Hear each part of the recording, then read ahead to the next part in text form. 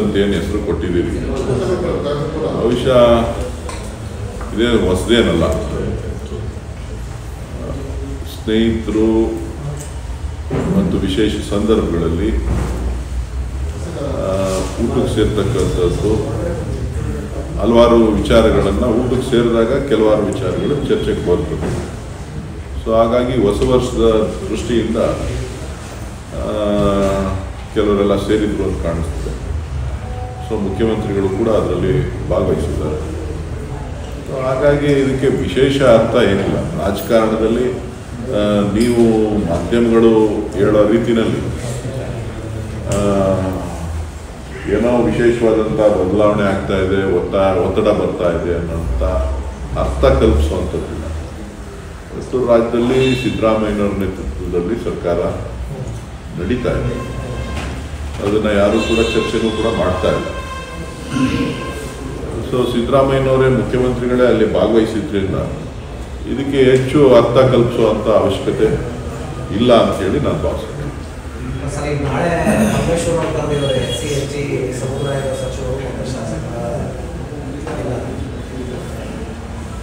ಕರಿಬಾರ್ದು ಅಂತಿಲ್ವಲ್ಲ. ಅವರು ಕರಿಬೋದು, ನೀವು ಕರಿಬೋದು, ನಾನು ಕರಿಬೋದು, ಇನ್ನೊಬ್ರು ಕರಿಬೋದು. ಯಾರು ಬೇಕಾದ್ರೂ ಊಟಕ್ಕೆ ಕರಿಬೋದು. ಊಟಕ್ಕೆ ಕರೆಯೋದ್ರಲ್ಲಿ ಬೇರೆ ಅರ್ಥ ಕಲ್ಪಿಸುವಂಥದ್ದು ಅವಶ್ಯಕತೆ ಇಲ್ಲ. ಸೊ ಪರಮೇಶ್ವರ್ ಅವರು ನಮ್ಮ ಹಿರಿಯ ನಾಯಕರಿದ್ದಾರೆ, ಗೃಹ ಮಂತ್ರಿಗಳಿದ್ದಾರೆ. ಸೊ ಅವರಿಗೆ ಆದಂಥ ಕೆಲವು ಒತ್ತಡಗಳಿರ್ತದೆ. ಅವರ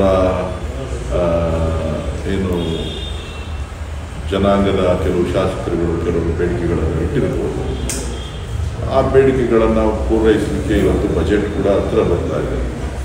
ಬಜೆಟ್ನಲ್ಲಿ ಪೂರ್ವಭಾವಿಯಾಗಿ ಏನು ಮಾಡಬೇಕು ಅನ್ನೋದು. ಇನ್ನೊಂದು ಕಾಂತರಾಜ್ ವರದಿ ಬಗ್ಗೆ ಚರ್ಚೆಗಳು ಪ್ರಾರಂಭ ಆಗಿದೆ. ಕಾಂತರಾಜ್ ವರದಿನಲ್ಲಿ ಅವರ ನಿಲುವೇನಿರಬೇಕು ಅನ್ನೋದು ಕೂಡ ಚರ್ಚೆ ಆಗ್ಬೋದು. ಸೊ ಹಾಗಾಗಿ ಕೆಲವೊಂದು ವಿಚಾರಗಳನ್ನು ಚರ್ಚೆ ಮಾಡಲಿಕ್ಕೆ ಸಭೆ ಸೇರ್ತಕ್ಕಂಥದ್ದು ಸಾಮಾನ್ಯ ಅಂತ ಕಾಣಿಸ್ತದೆ. ಒಪ್ಪಂದ ಆಗಿದೆ ಅನ್ನುವಂಥದ್ದು ಡಿ ಕೆ ಶಿವಕುಮಾರ್ ಹೇಳಿಕೆ ಬಳಿಕ ಒಂದಷ್ಟು ಬದಲಾವಣೆಗೆ ಚರ್ಚೆಗಳು ಕುಮಾರ್ ಅವರಿಗಾಗಲೇ ಅದ್ರ ಬಗ್ಗೆ ಕ್ಲಾರಿಫಿಕೇಶನ್ ಅನ್ನು ಕೊಟ್ಟಿದ್ದಾರೆ. ಅದ್ರ ಬಗ್ಗೆ ಹೆಚ್ಚಿಗೆ ಮಾತನಾಡ್ಲಿಕ್ಕೆ ಹೋಗೋದಿಲ್ಲ. ಕುಮಾರಸ್ವಾಮಿ ಅವರು ಸರ್ಕಾರದ ವಿರುದ್ಧ 60% ಕಮಿಷನ್ ಆರೋಪ ಮಾಡಿದ್ದಾರೆ. ವಿಧಾನಸೌಧದಲ್ಲಿ ಕೂತ್ಕೊಂಡು ಕಮಿಷನ್ ತೆಗೆದುಕೊಳ್ತಿದ್ದಾರೆ 60% ಅಂತ ಮಾತನಾಡಿ. ನೋಡಿ, ಕುಮಾರಸ್ವಾಮಿ ಅವರಿಗೆ ಬಹುಶಃ ಕರ್ನಾಟಕದಲ್ಲಿ ಒಳ್ಳೆಯ ಅವಕಾಶ ಸಿಕ್ಕಿದೆ. ಈ ದೇಶದಲ್ಲಿ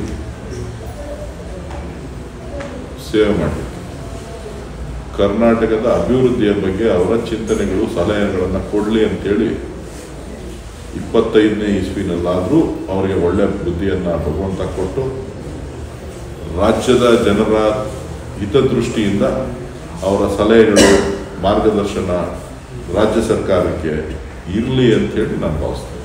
40% ವಿರುದ್ಧ ದೊಡ್ಡ ಹೋರಾಟ ಮಾಡಿ ಸರ್ ಕಾಂಗ್ರೆಸ್. ಅದ್ರ ಮೇಲೆ ಹೇಳಿದ್ನಲ್ಲಪ್ಪ, ಹೊಸ ವರ್ಷದಲ್ಲಿ ಅವ್ರಿಗೆ ಒಳ್ಳೆ ಬುದ್ಧಿ ಕೊಡಲಿ ಅಂತ ಹೇಳಿದ್ದೀನಲ್ಲ. 60% 40% ಎಲ್ಲ ಬಿಟ್ಟು ಜನ ನಿರೀಕ್ಷೆ ಮಾಡ್ತಾ ಇರೋದೇನನ್ನ, ಕುಮಾರಸ್ವಾಮಿ ಅವ್ರಿಗೇನು ಅಧಿಕಾರ ಇಲ್ಲ ಅಂತಲ್ಲ. ಕುಮಾರಸ್ವಾಮಿ ಅವ್ರಿಗೂ ಅಧಿಕಾರ ಇದೆ. ಕೇಂದ್ರದಲ್ಲಿ ಬಹಳ ಉನ್ನತವಾದಂಥ ಸ್ಥಾನವನ್ನು ಅವರು ಗಳಿಸಿದ್ದಾರೆ. ಈ ದೇಶಕ್ಕೆ ಸೇವೆ ಮಾಡ್ತಕ್ಕಂಥದ್ದು. ಅದರಲ್ಲಿ ಅವರು ರಾಜ್ಯಕ್ಕೆ ಕೊಡುಗೆಗಳ ಏನನ್ನ ಕೊಡಬೇಕು ಅನ್ನೋದ್ರ ಬಗ್ಗೆ ಚಿಂತನೆಯನ್ನು ಮಾಡಿ ರಾಜ್ಯ ಸರ್ಕಾರಕ್ಕೆ ಸಿಗಬೇಕಾದಂಥ ಪಾಲುಗಳನ್ನು, ರಾಜ್ಯಕ್ಕೆ ದೊರೆಯಬೇಕಾದಂಥ ಯೋಜನೆಗಳನ್ನು, ಇದ್ರ ಬಗ್ಗೆ ಒತ್ತಡವನ್ನು ಕೇಂದ್ರ ಸರ್ಕಾರದಲ್ಲಿ ಆ ಪ್ರಭಾವವನ್ನು ಮಾನ್ಯ ಪ್ರಧಾನಮಂತ್ರಿಗಳ ಮೇಲೆ ತೋರಿಸಿ ರಾಜ್ಯಕ್ಕೆ ಒಳಿತನ್ನ ಬಯಸಲಿ, ಒಳಿತನ್ನ ಮಾಡಲಿ.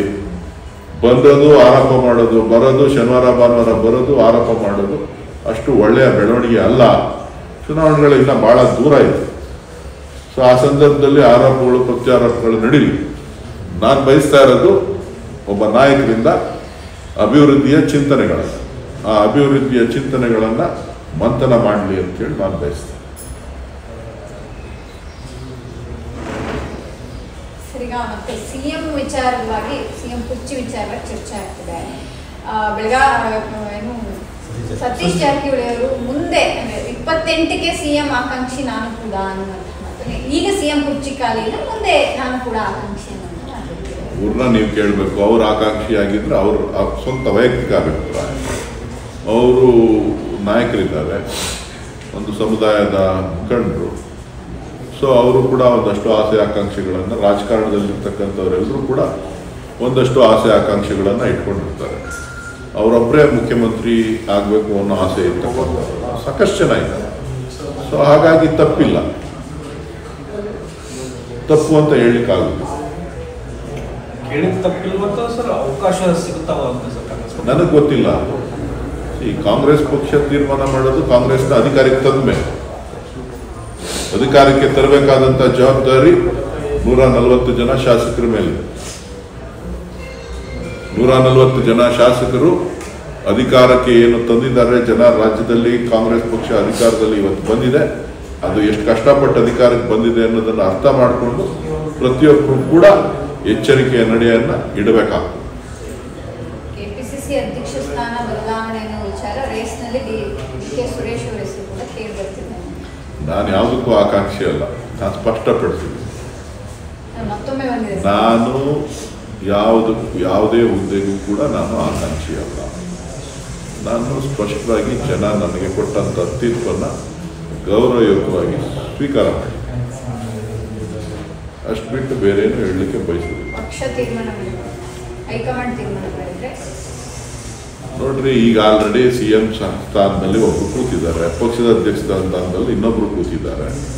ಅದು ಖಾಲಿ ಆಗುವಂಥ ಸಂದರ್ಭದಲ್ಲಿ ಪಕ್ಷ ಅದನ್ನು ಚರ್ಚೆ ಮಾಡುತ್ತೆ. ನಾನು ನೀವು ಇಲ್ಲಿ ಕೂತ್ಕೊಂಡು ಚರ್ಚೆ ಮಾಡಿದ್ರೆ ಅದಕ್ಕೆ ಅರ್ಥ ಇರೋದಿಲ್ಲ. ಏನೇ ತೀರ್ಮಾನ ಮಾಡಬೇಕು ಅಂತ ಅಂದರೆ ನಮ್ಮ ರಾಷ್ಟ್ರೀಯ ನಾಯಕರಾದಂಥ ಮಲ್ಲಿಕಾರ್ಜುನ್ ಖರ್ಗೆ ಅವರು ತೀರ್ಮಾನ ಮಾಡಬೇಕು, ರಾಹುಲ್ ಗಾಂಧಿ ಅವರು ತೀರ್ಮಾನ ಮಾಡಬೇಕು.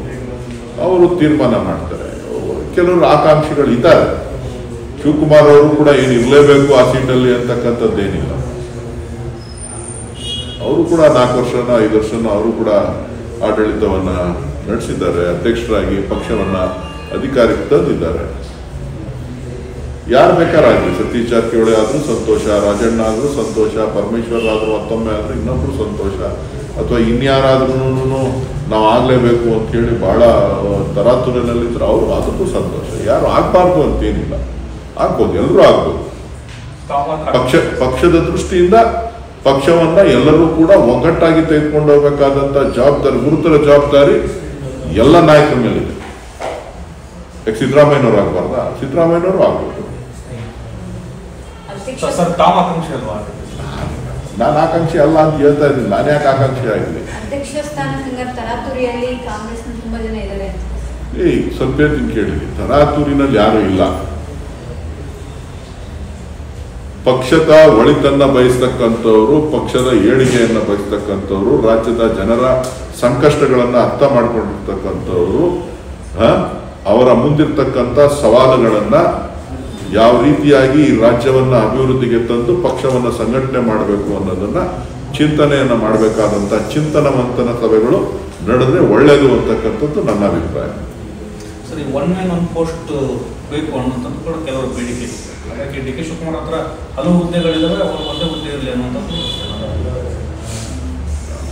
ಪಕ್ಷ ಕೊಟ್ಟಿರ್ತಕ್ಕಂಥದ್ದು. ಡಿ.ಕೆ. ಶಿವಕುಮಾರ್ ಕಿತ್ಕೊಂಡಿರೋದಾಗಲಿ ತಗೊಂಡಿರೋಂಥದ್ದಲ್ಲ. ಡಿ.ಕೆ. ಶಿವಕುಮಾರ್ ಅವರಿಗೆ ಪಕ್ಷದ ವರಿಷ್ಠರಾದಂಥ ಶ್ರೀಮತಿ ಸೋನಿಯಾ ಗಾಂಧಿ ಅವರು, ರಾಹುಲ್ ಗಾಂಧಿ ಅವರು, ಮಾನ್ಯ ಮಲ್ಲಿಕಾರ್ಜುನ್ ಖರ್ಗೆ ಅವರು ಕೊಟ್ಟಿದ್ದಾರೆ. ಎಲ್ಲರ ಅಣತಿಯಂತೆ. ಬೇಡ ಅಂತ ಅಂದ್ರೆ ಅವರು ಬಿಟ್ಟೋಗೋಕ್ಕೆ ರೆಡಿ ಇದ್ದಾರೆ. ಅವರೇನು ಇದೇನು ಶಾಶ್ವತವಾದಂಥ ಹುದ್ದೆಗಳಲ್ಲ. ತೀರ್ಮಾನ ಮಾಡಬೇಕಾಗಿರ್ತಕ್ಕಂಥವರು ವರಿಷ್ಠರು. ಒಂದು ಪಕ್ಷದ ಒಂದು ಹುದ್ದೆ ಅಂತ ಹೇಳಿದ್ರೆ ಬಹುಶಃ AICCಯ ನಾಯಕರನ್ನ ಪ್ರಶ್ನೆ ಮಾಡ್ದಂಗೆ ಆಗ್ತದೆ. ಯಾರು AICCಯ ನಾಯಕರನ್ನ ಪ್ರಶ್ನೆ ಮಾಡ್ದಂಗೆ ಆಗ್ತದೆ. ಸೊ ಅದು ಮಾಧ್ಯಮಗಳಲ್ಲಿ ಹೇಳೋದಕ್ಕಿಂತ ಪಕ್ಷದ ನಾಯಕತ್ವದಲ್ಲಿ ಹೋಗಿ ಅವರ ಅಭಿಪ್ರಾಯಗಳನ್ನು ಸಂಘಟನೆಯ ದೃಷ್ಟಿಯಿಂದ, ರಾಜ್ಯದ ಪಕ್ಷದ ದೃಷ್ಟಿಯಿಂದ ಅವ್ರು ಏನು ಬೇಕಾದರೂ ಸಲಹೆಗಳನ್ನು, ಅವರ ಬೇಡಿಕೆಗಳನ್ನು ಕೇಳಬಹುದು.